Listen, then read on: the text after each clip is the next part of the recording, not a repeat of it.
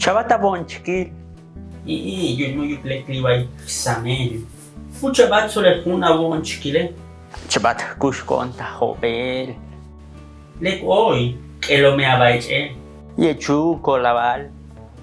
Batan me vayan, como batik tabal. Yechuk, tabalukto.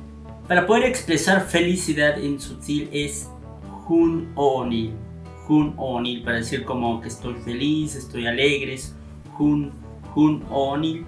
O si yo quiero decir estoy feliz, hun kon. At onil, tristeza o el hecho de estar triste, ¿no? También se puede expresar el tema de la preocupación. Chkat koon.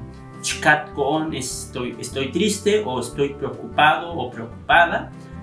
Kush onil, no sé si en todas las variantes. Bueno, estoy hablando un poco más de Sinakantane. La de kush onil como el tema de pasear o de ir de paseo.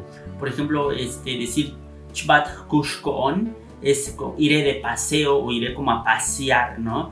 Y algo que si nos damos cuenta ahí con el tema es como hay como aparecen en estas tres conceptos el tema del oonil, que es corazón, que en un próximo video espero ya abarcar un poco más en ese tema, porque el oonil puedes expresar tristeza, alegría, preocupación y entre otros términos y conceptos más que iremos desmenuzando en los próximos videos, así que aquí dejamos la explicación en esta ocasión. Nos vemos en un próximo video.